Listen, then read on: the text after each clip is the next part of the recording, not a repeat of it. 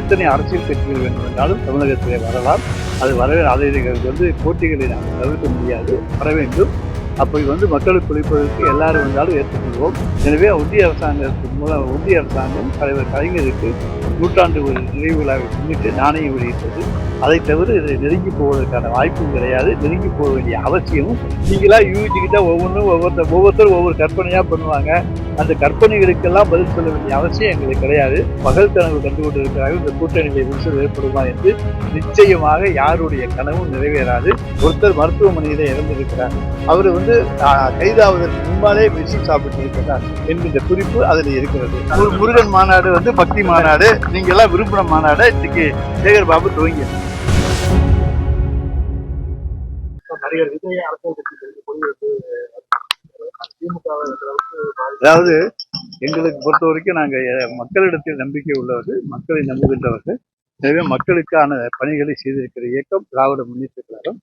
எத்தனை அரசியல் கட்சிகள் வேண்டும் என்றாலும் தமிழகத்திலே வரலாம். அதை போட்டிகளை நாங்கள் தவிர்க்க முடியாது, வர வேண்டும். அப்படி மக்களுக்கு உழைப்பதற்கு எல்லாரும் வந்தாலும் ஏற்றுக்கொள்வோம். ஆனால் திராவிட முன்னேற்ற கழகம் என்கிற இந்த மாபெரும் இயக்கத்தை கடந்த பல ஆண்டுகளாக மிக சிறப்போடு நடத்தி கொண்டிருக்கின்றவர் எங்களுடைய தலைவர் தளபதி அவர்கள்.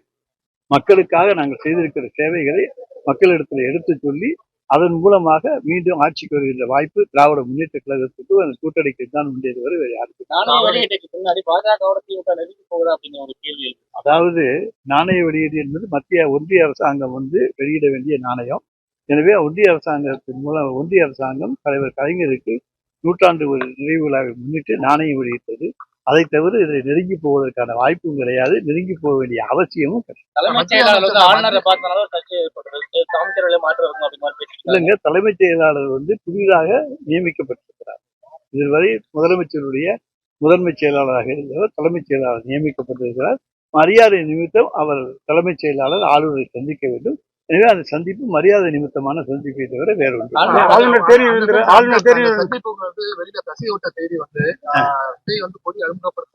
அது உங்களுடைய யூகம், அதுக்கு நாங்க பதில் சொல்ல முடியாதுல்ல. நீங்களா யூகிச்சுக்கிட்டா ஒவ்வொருத்தரும் ஒவ்வொரு கற்பனையா பண்ணுவாங்க. அந்த கற்பனைகளுக்கெல்லாம் பதில் சொல்ல வேண்டிய அவசியம் எங்களுக்கு கிடையாது. ஏன்னா நாங்க அதை இது பண்ண வேண்டிய அவசியமும் எங்களுக்கு கிடையாது.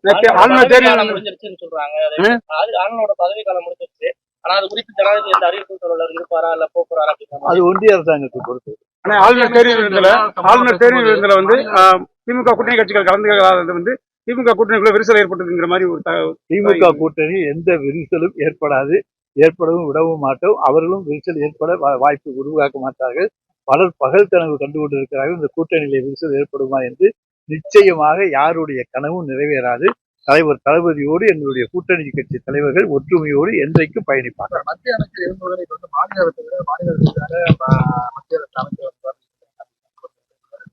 அது அவருடைய கருத்து, எங்களுடைய கருத்து. கூட்டத்தில் தொடர்ந்து பேசும்போது 200 தொகுதிக்கு மேல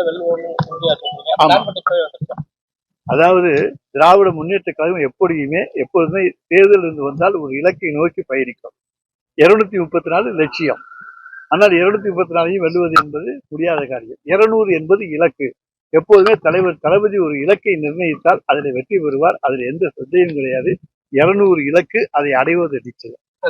சீமான் பல்வேறு சர்ச்சைக்குரிய கருத்துக்களை சமூக வலைதளத்தில் திருப்பி ஒரு வழக்கு அதை நம்ம எப்படி பார்க்கிறோம்? சர்ச்சைக்குரிய கருத்துக்களை கூறுகிற பொழுது வழக்கு தொடர்வதிலே இயற்கை தானே. அதுல நம்ம எந்த கண்ணோட்டத்தோடு பார்க்கவில்லை. அவர் அவர் கருத்துக்களை கூறியதற்கு வழக்கு தொடர்ந்திருக்காரு, அவ்வளவுதானே. விஜயோட கொள்கை பாடல்கள்ல அண்ணா எம்ஜிஆர் தான் திராவிட கட்சிகளுக்கு திராவிட முன்னேற்ற கழகத்துக்கு போட்டியா வர்றாங்க.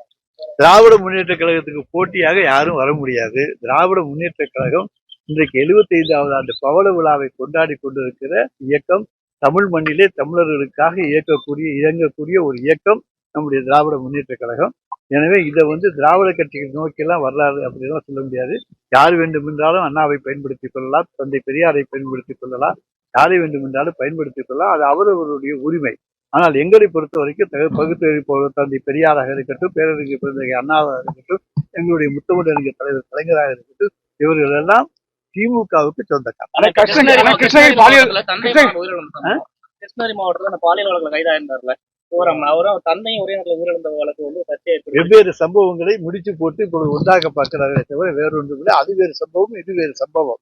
எனவே இதுல வந்து ஆளுங்கட்சி வந்து எதுவுமே செய்ய வேண்டிய அவசியம் கிடையாது. நீங்களே சொல்றீங்க, ஒருத்தர் மருத்துவமனையில இறந்திருக்கிறார், அவர் வந்து கைதாவதற்கு முன்பாலே விஷம் சாப்பிட்டு இருக்கிறார் என்கின்ற குறிப்பு அதில் இருக்கிறது. எனவே அதுக்கு பிறகு அவரை வந்து மருத்துவமனையில் சேர்த்திருக்கிறார்கள். அதற்கு பிறகு அவர் இறந்திருக்கிறார். இன்னொருவர் விபத்தில இறந்திருக்கிறார், ஸ்கூட்டர் விபத்துல இறந்திருக்கார். யாரும் போய் மோதி இறக்கலாம், ஏன்னா ஸ்கூட்டர் விபத்துல அவர் இறந்திருக்கிறார். எனவே ரெண்டும் வெவ்வேறு, ஆனால் ஒரே குடும்பத்தை சேர்ந்ததால் அதை வந்து முடிச்சு போட்டு பார்க்கிறார்கள். இதுவும் ஒட்டத்தலைக்கும் முழங்காலுக்கும் போடுகிற முடிச்சுதான். இல்லைங்க, இதுல வந்து எங்களை பொறுத்த வரைக்கும் நாங்கள் எந்த குற்றவாளியும் காப்பாற்ற வேண்டிய அவசியம் எங்களுடைய தலைவர் தளபதிக்கு கிடையாது. நாங்கள் யார் தவறு செய்திருந்தாலும் அவர்களை தண்டிக்கின்ற முதல் தலைவர் எங்களுடைய தலைவர் தான். எங்க கட்சியில குற்றவாளிகளுக்கு நாங்கள் இடம் கொடுக்க மாட்டோம். தெரிந்தால் அவர்கள் மீது உரிய நடவடிக்கை உடனடியாக எடுக்கக்கூடிய இயக்கம் திராவிட மேகதாது அணையில அனுமதிக்க மத்திய அதெல்லாம் பாத்துக்கலாம். மாநாடு இப்ப நடந்து முருகன் மாநாடு வந்து பக்தி மாநாடு, நீங்க எல்லாம் விரும்பின மாநாடு இன்றைக்கு சேகர் பாபு துவங்கி. இதுபோன்ற செய்திகளை மேலும் தெரிந்து கொள்ள எங்களது யூடியூப், Facebook மற்றும் Twitter ஆப்களை சப்ஸ்கிரைப் செய்யவும்.